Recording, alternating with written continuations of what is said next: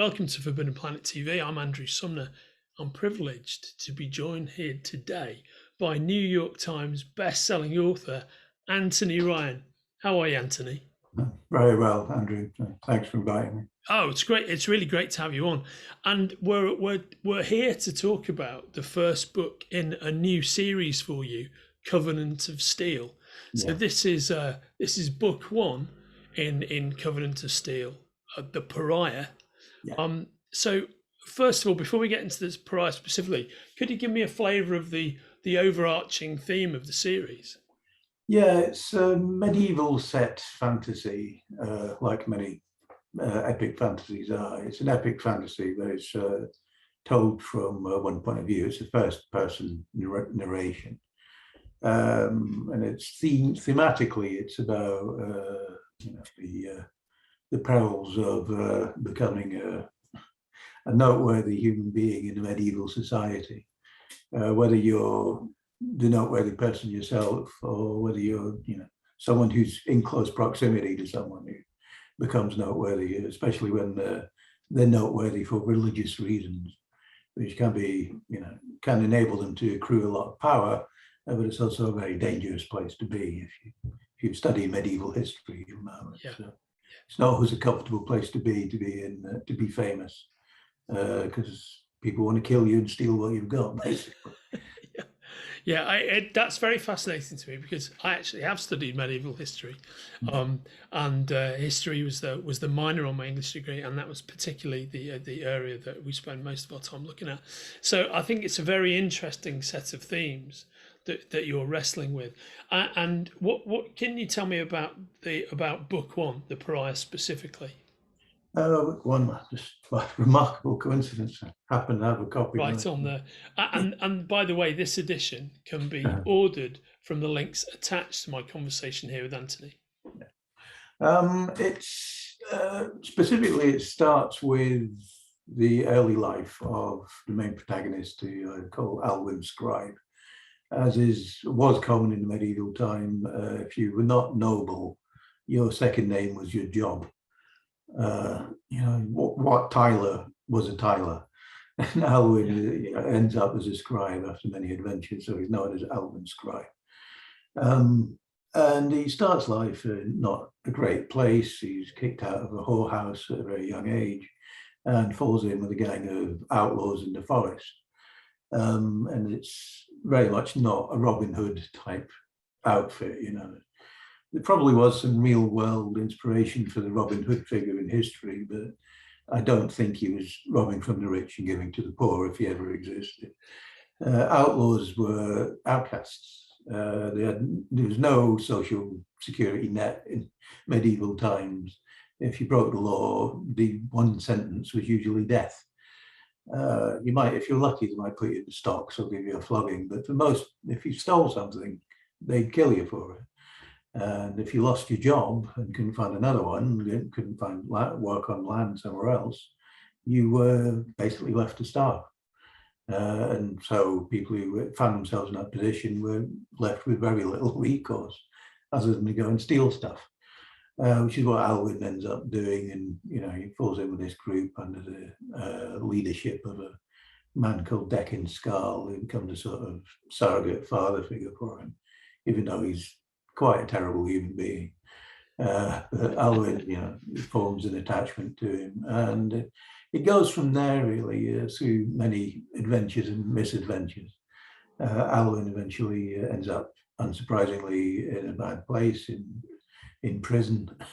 He's forced to work in a pit digging iron ore out of the ground, from which he escapes. And in the course of events, he falls in with a religious figure called Everdeen Courlane, who appears to be, or at least believes herself to be, receiving visions from heavenly figures, warning of an apocalyptic event that's going to come. And she's formed a sort of religious military order around herself, which, for self-interested reasons, Alwyn joins. He's not a great believer or anything, but he joins up. And being part of this militant religious order, they eventually come into conflict with people who see them as a threat to the established order and so forth. And it just goes on from there with lots of conflicts and battles, intrigue, and so forth. And what is incidentally, somebody I know who has an occupational surname is myself, because Sumner comes directly from the court Summoner. I don't think it comes from the. I think it's slightly later than the original wave of occupational names, but it's certainly been around for a long time. Yeah. For exactly that reason. What drew you personally to this very rich era of history? So it's been fascinating. I mean, it is a bit of a staple of epic fantasy writing, I guess. My previous series, the first one had been in sort of late medieval, early Renaissance world, the Raven Shadow books. It's not quite a full-on medieval world.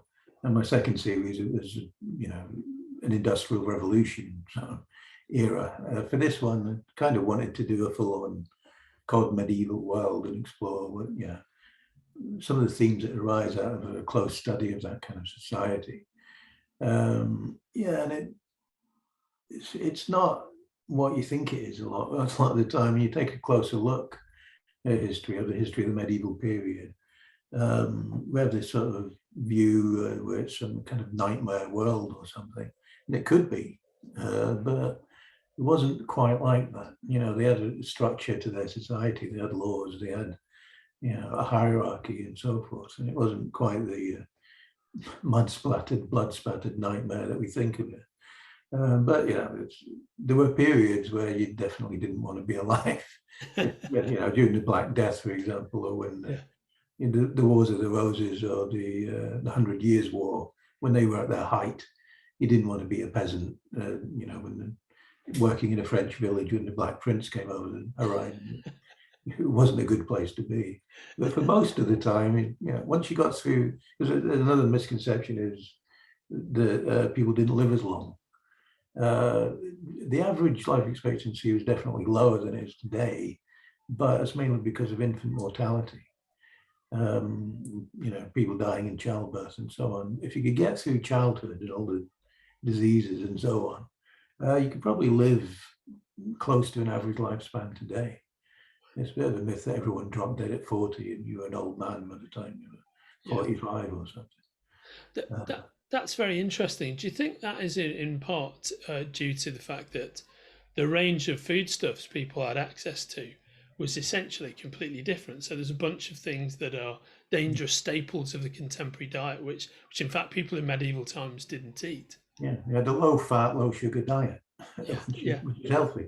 Yeah. And they show, I once watched a documentary where they showed two skulls, one from the late 1700s when they discovered refined sugar, and one from the medieval period. The medieval period had perfect teeth. Yeah.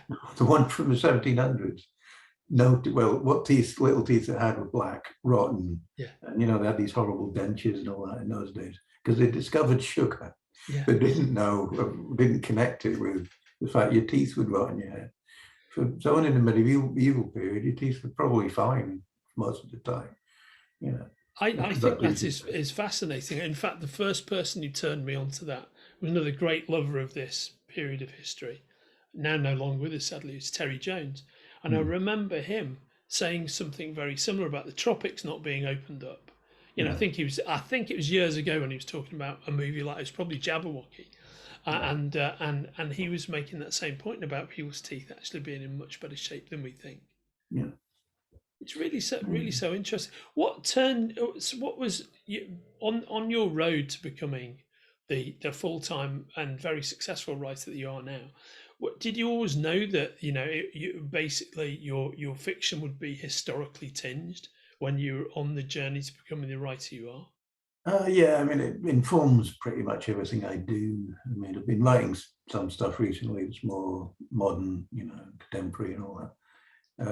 But it's even that it has, strong connection to history or reading of history. It always fascinated me from an early age, and I think especially writing the kind of books I do, an endless well of inspiration. And it's inexhaustible. You can, study a particular period in history, you'll only ever really scratch the surface, even if you study it for a lifetime. So yeah, I mean, but one good thing about it is it's not copyrighted. You can steal as much as you like, and no one can stop you. When it comes to your reading of the fiction prior to yourself that's based in that period, you mentioned Robin Hood before. Are there any of those kind of literary archetypes that you're particularly fond of? I don't read a lot of classic literature, to be honest. I mean, Arthurian legend, I think, especially if you're British, has a huge influence on everything. And that sort of myth building element of history.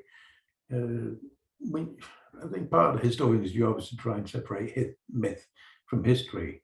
But I think myth and history are intertwined. You can't really ultimately separate them because they inform each other so much. So yeah, I mean, I've always been fascinated by things like the 100 Years' War, and if you take a look at Shakespeare, he was probably equally fascinated by it. But even in Henry V, it's not a documentary, Henry V. There's plenty of stuff in there that's reflective of myths that grew up immediately after that battle, which recent research has shown is probably a load of cobblers.